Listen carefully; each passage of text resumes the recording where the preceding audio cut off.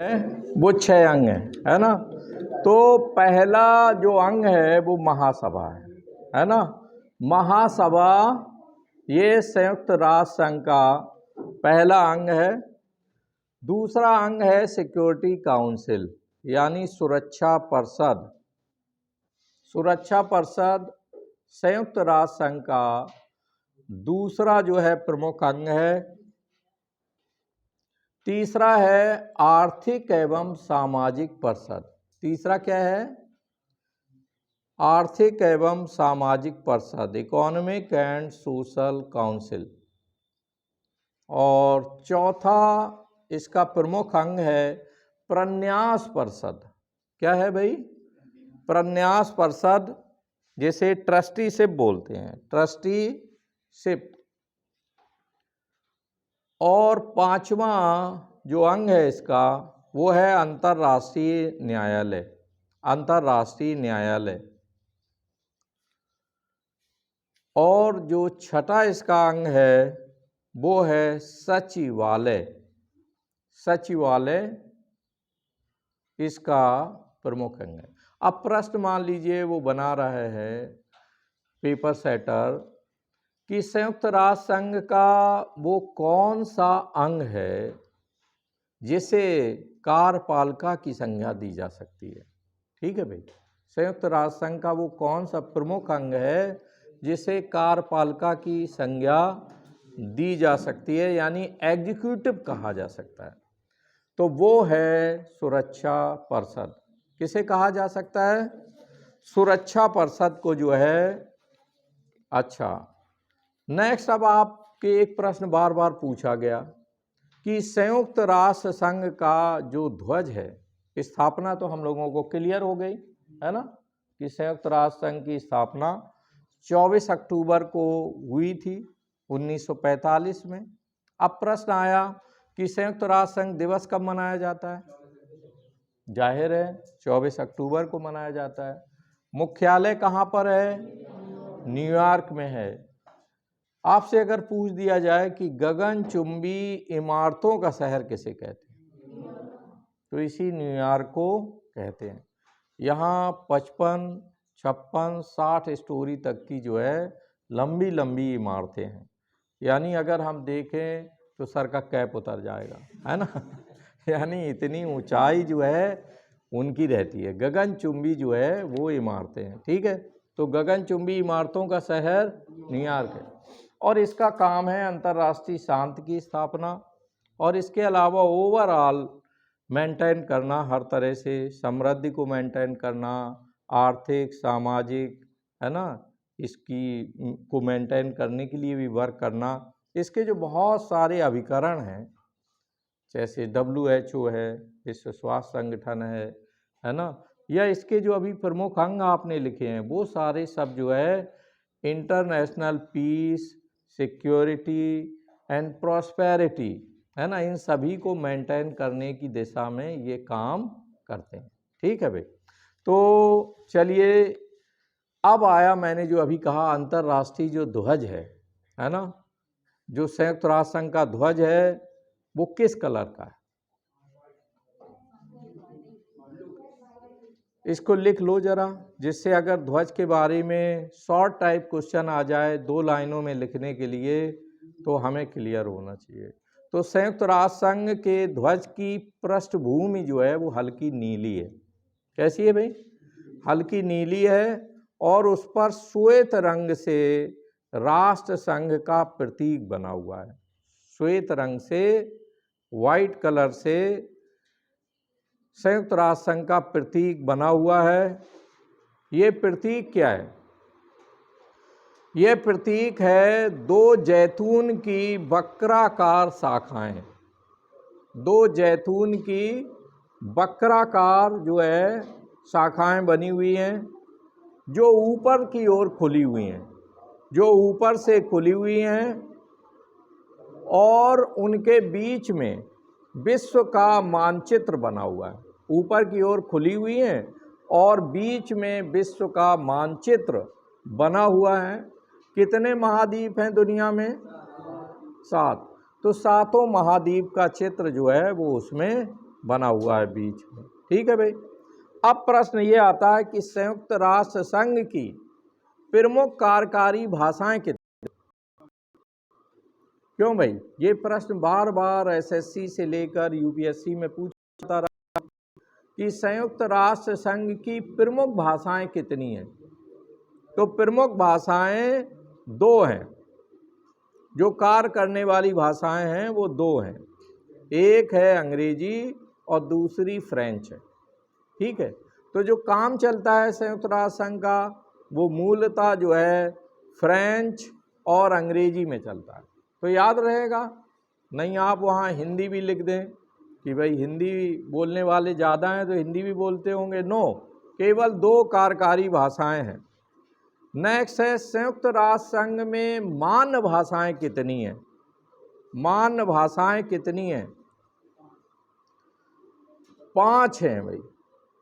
तो पहली चीनी है, रसियन है, अरबी है, स्पेनिश है ना, और फ्रेंच है ना। इनमें अंग्रेजी तो है ओवरऑल, है ना। तो कितनी भाषाएं हो गई हैं? तो ये कार्यकारी भाषाएं हैं, यानी संयुक्त राष्ट्र संघ की स्वीकृत भाषाएं हैं। अच्छा, संयुक्त राष्ट्र संघ के बजट में ये प्रश्न भी नोट कर लें, संयुक्त राष्ट्र संघ में सबसे ज़्यादा बजट में कौन सा देश खर्च करता है?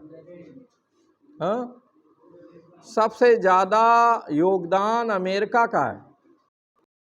अमेरिका टोटल जो खर्चा है संयुक्त राष्ट्र का उसका 22% खर्च करता है। हाँ, 22% कंट्रीब्यूशन जो है लिखना यूएसए का है, 19.47 है, जापान कंट्रीब्यूट कर रहा है, जर्मनी बाय द वे की डिसेंडिंग ऑर्डर में जो असेंडिंग या डिसेंडिंग ऑर्डर में कठिन हो जाएगा। आप फिर यूके का, जर्मनी का 8.66 है और यूके का 6.13 है, 6.13%। फ्रांस का है 6.03%। थोड़ा स्पीड बढ़ाकर चलेंगे हम लोग। फ्रांस का कितना है? 6.03%। फिर इटली है, इटली का है 4.8%। और 2.8%। और रूस का है 1.10%, 1.10%। और भारत का कितना अपने देश का? बहुत कम है, 0.341%, यानी ना 3%। ये सारे देश कंट्रीब्यूटरी कंट्रीज हैं जो योगदान करते हैं। अब ये बताएं, अच्छा एक स्वाभाविक प्रश्न आपसे पूछा जा रहा है कि वो कौन सा देश है जिसका संयुक्त राष्ट्र संघ पर सबसे ज़्यादा प्रभाव है? यूएसए का। भाई जो पैसा खर्च करेगा तो जाहिर है उसका प्रभाव ज़्यादा रहेगा, तो यूएसए का प्रभाव सर्वाधिक है। 6 अंग आप देखें, पहला आपने महासभा लिखा है। महासभा में दुनिया के जितने भी देश हैं उन सभी के प्रतिनिधि इसमें बैठते हैं। जैसे अपने संसद भवन में है ना, लोकसभा में 543 मेंबर बैठते हैं, इसी तरह से आप देखें जनरल असेंबली में सारे देशों के प्रतिनिधि 5-5 कैंडिडेट रहते हैं, फिर उसमें जितने लोग वहाँ उपस्थित बने रहें। ठीक है भाई। तो ये विश्व की लघु संसद कह सकते हैं इसे। क्या कहेंगे इसे? कि महासभा विश्व की एक छोटी सी संसद है ना। नेक्स्ट आप देखें, प्रत्येक देश इसमें 5 प्रतिनिधि भेज सकता है, ये याद रहेगा हमें, है ना। और इसके अलावा देखें, इसके प्रतिवर्ष सत्र होते हैं। सुरक्षा परिषद, सुरक्षा परिषद क्या है? ये संयुक्त राष्ट्र संघ का मुख्य अंग है और इसकी तुलना जो है कार्यपालिका से की जा सकती है कि ये एग्जीक्यूटिव है। किसी देश के ऊपर एक्शन लेना है, डिसीजन महासभा लेगी, लेकिन उस पर एक्शन कर लेने का काम वो कार्यपालिका का काम इसका ये सुरक्षा परिषद करेगी, है ना। सुरक्षा परिषद में कितने स्थायी सदस्य? 5 स्थायी सदस्य हैं। इन पर भी प्रश्न बार बार आ रहा है, तो हम लोग इसे कैसे याद करें? एशिया से केवल एक है, चीन, है ना। यूरोप से 3 सदस्य हैं, ब्रिटेन, फ्रांस और रूस, है ना। और संयुक्त राज्य अमेरिका हो गया। अब अफ्रीका महाद्वीप से कोई नहीं है, दक्षिण अमेरिका जो महाद्वीप है उससे भी कोई मेंबर नहीं है, तो कुछ महाद्वीप हैं इसमें छूटे हुए हैं, है ना। आपको ये जान करके आश्चर्य होगा कि ऑफर हमें मिला था, ऑफर मिला था कि भारत को परमानेंट मेंबर बन जाना चाहिए, लेकिन हम लोग बहुत सहृदय लोग हैं, तो भारत ने कहा चीन बड़ा भाई है तो इसको बनवा देते हैं, और वो बड़ा भाई उसमें बन गया सदस्य। और तब से हम चाहते भी हैं कि अब हम उसके अंदर हो जाएं, तो सबसे पहले चीन वीटो कर देता है, जिसकी वजह से हम उसके मेंबर नहीं बन पा रहे हैं। ठीक है भाई, क्लियर हुआ। तो एशिया महाद्वीप से कौन है संयुक्त राष्ट्र संघ में सुरक्षा परिषद का मेंबर? चीन है। यूरोप से कितने हैं? 3 है ना। तो ये आपको जब दिए जाएंगे कि निम्न में से कौन सा सदस्य संयुक्त राष्ट्र संघ की सुरक्षा परिषद का मेंबर नहीं है, तो जाहिर है और डाल दिया जाएगा नाम, जैसे कनाडा का डाल दिया गया, है ना, ब्राज़ील का डाल दिया गया। तो आपको उसे बाहर कर लेना होगा कि ये 4 देश हैं, ये नहीं है ना। क्लियर। आगे बढ़ें। नेक्स्ट, स्थायी सदस्य। अस्थायी सदस्य का निर्वाचन जो है वो महासभा करती है। कौन करता है? महासभा द्वारा उनका निर्वाचन होता है और 2 वर्षों के लिए चुने जाते हैं। इस समय हम भी हैं उसमें, सुरक्षा परिषद के अस्थायी सदस्य बने हुए हैं, लेकिन अस्थायी सदस्य बने रहना आई थिंक ये ज़्यादा महत्वपूर्ण नहीं है। अब इसके बाद आते हैं आर्थिक एवं सामाजिक परिषद पर। आर्थिक एवं सामाजिक परिषद, इसका काम है कि आर्थिक मामले दुनिया के देखना और सामाजिक तरक्की के लिए काम करना। इसकी सदस्य संख्या 54 है, नोट कर लो। आर्थिक एवं सामाजिक परिषद की सदस्य संख्या 54 है। प्रारंभ में 18 थी और 1973 24 सितंबर 1973 में संशोधन के बाद अब 54 हो गई है ना। तब से 54 है, शुरुआत में 18 ही थी। कार्यकाल 3 वर्ष का रहता है, लिख लेना। सदस्यों का कार्यकाल 3 वर्ष का रहता है और ये स्थायी अंग है ही। नेक्स्ट है प्रन्यास परिषद। इसके बारे में 1-2 लाइनें नोट करेंगे हम लोग कंपटीशन के पॉइंट ऑफ व्यू से। प्रन्यास परिषद, प्रन्यास परिषद क्या है? आप देखें, जब हमारा देश आज़ाद हुआ, 40 के दशक में दुनिया के बहुत सारे देश आज़ाद हुए, और आज़ादी के बाद ये जो ट्रस्टीशिप बनाया गया था, कुछ देशों को उन देशों में जो किसी के अधीन थे, यानी आज़ाद नहीं हुए थे पूरी तरह से, तो वो किसी के अधीन रख दिए गए। तो ट्रस्टीशिप को काम दिया गया कि उनको देखें, उन्हें मेंटेन करें। जैसे हांगकांग, ये किस देश के अधीन था? हांगकांग, बताएं भाई, पता है? अभी हांगकांग का विलय हुआ है किसी दूसरे देश के साथ। पहले इसको देखभाल का काम जो है ब्रिटेन को दिया गया था। ब्रिटेन ने हांगकांग को फ्री कर दिया, तो उसके बाद चीन ने उसे अपने कंट्रोल में ले लिया है। हांगकांग को किसने ले लिया है? और चीन बाकायदे अपना प्रभुत्व वहाँ पर बढ़ा रहा है हांगकांग में।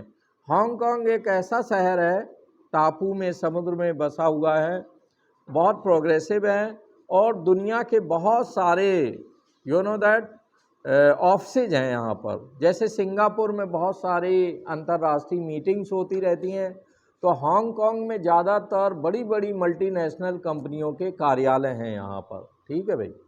हाँ, इसका लगता घर है यहाँ पर, हमने डिस्टर्ब किया।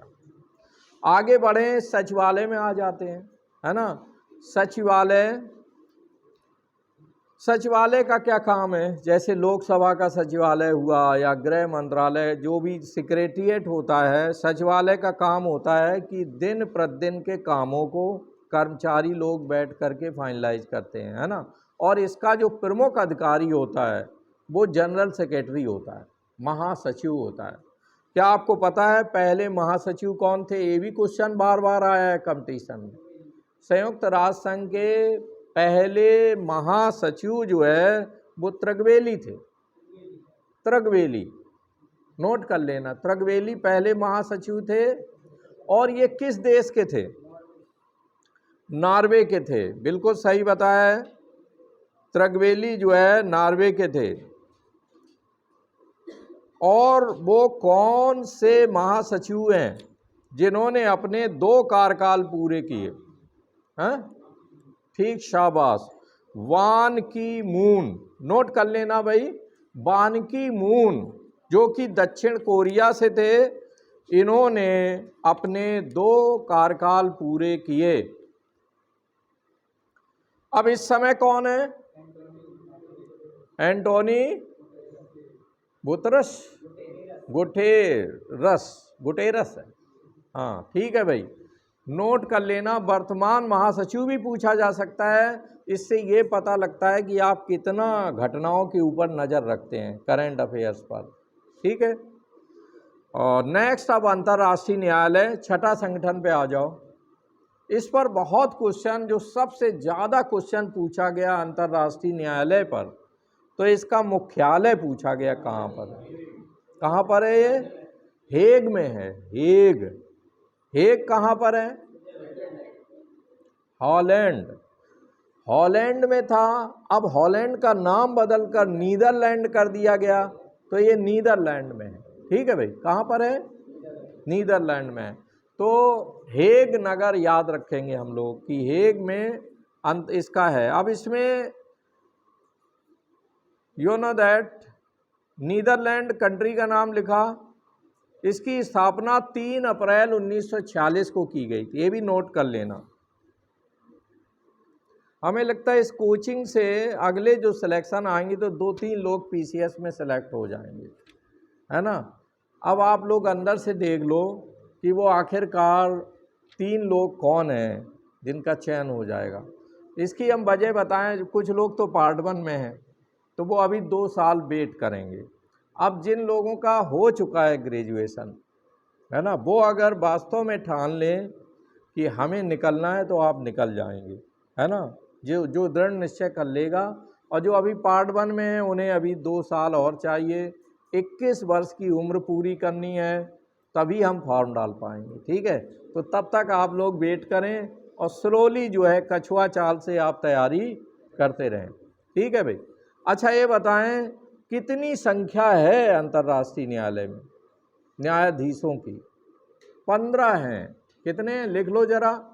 इसमें न्यायाधीशों की संख्या 15 है। और कितने वर्षों के लिए इन्हें चुना जाता है? 9 वर्षों के लिए इन्हें चुना जाता है। 9 ईयर्स तक ये लोग वर्क करते हैं। अब हम लोग ज़्यादातर तुक्का लगाएंगे, है ना, तो 5 वर्ष हमें ज़्यादा अच्छा लगता है अपने देश काल के अनुसार। तो याद रखना कि 9 वर्ष तक ये लोग काम करते हैं, लेकिन प्रत्येक 3 वर्ष बाद 5 न्यायाधीश छुट्टी पे चले जाते हैं। यानी, है ना, जैसे राज्यसभा से निकलते हैं वैसे ही इसमें भी, और फिर नए लोग चयनित होकर के आ जाते हैं। तो इस तरह कोरम पूरा होता रहता है।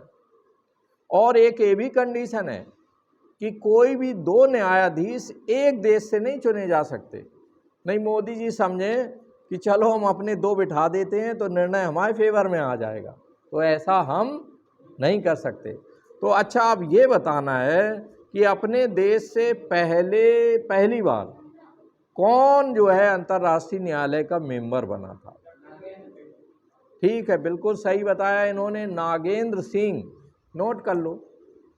भारत से बनने वाले अंतर्राष्ट्रीय न्यायालय में पहले न्यायाधीश नागेंद्र सिंह थे और बाद में आर.एस. पाठक भी इसमें कार्य कर चुके हैं। और महासभा में चुने जाने वाला पहला भारतीय कौन था? ये भी प्रश्न बहुत पूछा गया है। विजय लक्ष्मी पंडित, जो कि पंडित जवाहरलाल नेहरू की बहन थी, है ना।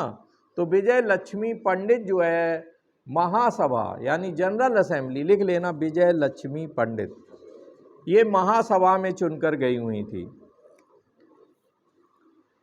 अब हम लोगों को आना है संयुक्त राष्ट्र संघ के जो बहुत ही प्रमुख अभिकरण हैं, जिन पर बार बार प्रश्न आ रहे हैं, तो उन्हें हमें नोट करना है। और अभी जब टेस्ट लेंगे तो फिर देखते हैं कि कितने लोगों ने ईमानदारी से तैयार की है। तो पहला आप ILO लिख लो, इस पर चर्चा कल हुई थी परसों। अंतर्राष्ट्रीय श्रम संगठन ILO, इसकी स्थापना जो है 11 अप्रैल 1919 में हो गई थी। लिख लो, अंतर्राष्ट्रीय श्रम संगठन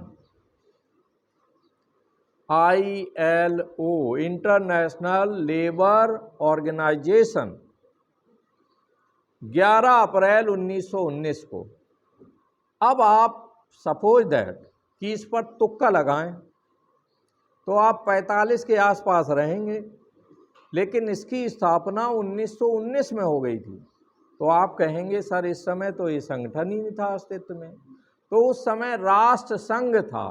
कौन था? लीग ऑफ नेशंस, एक दूसरा संगठन था जिसको रिप्लेस करके, उसे हटा करके संयुक्त राष्ट्र संघ बनाया गया। तो उस समय अंतर्राष्ट्रीय जो है श्रम संगठन बन चुका था, जो दुनिया में जितने लोग एज ए मजदूर काम करते हैं उनके हितों के लिए, हितों की देखभाल के लिए ये संगठन बनाया गया था। इसका मुख्यालय कहाँ है? जिनेवा में है। कहाँ पर है भाई? जिनेवा, स्विट्जरलैंड में है।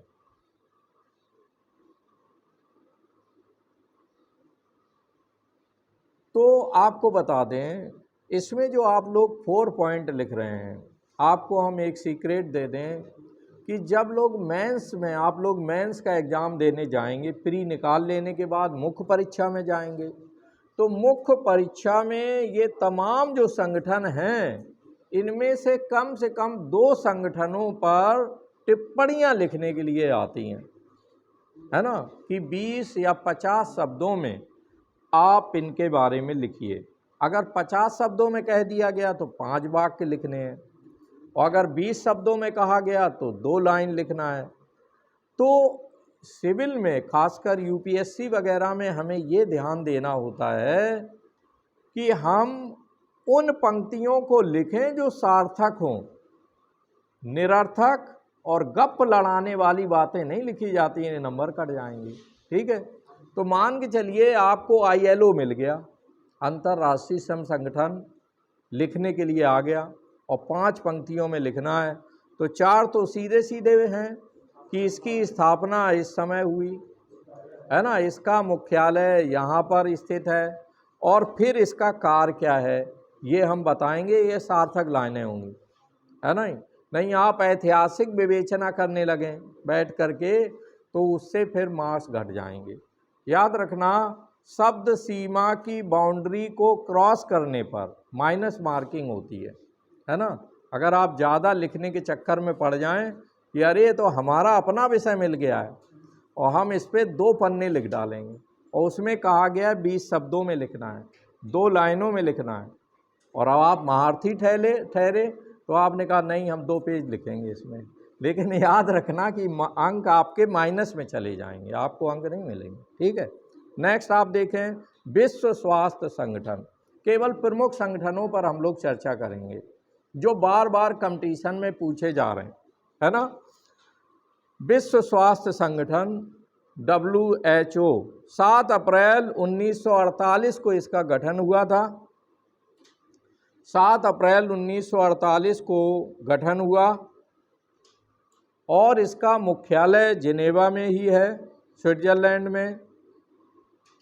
उसमें क्या आपने कार लिख लिया था? कार लिख लो। पहले वाले जो संगठन लिखा है उसमें काम लिख लो। इसका काम क्या है? श्रमिकों की स्थिति में सुधार। श्रमिकों की लिख लेना, उसमें कार लिख लें। श्रमिकों की स्थिति में सुधार एवं उनके जीवन स्तर को उन्नत करना। श्रमिकों की स्थिति में सुधार एवं उनके जीवन स्तर यानी स्टैंडर्ड ऑफ लाइफ को उन्नत करना, है ना। ये 2 फंक्शन इसके प्रमुख हैं। इसके बाद और जो बातें आपको आएँ वो आप लिख सकते हो। नेक्स्ट आप देखें, विश्व स्वास्थ्य संगठन, इसका काम क्या है?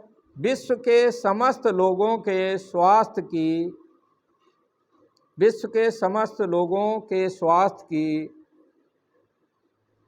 उच्चतम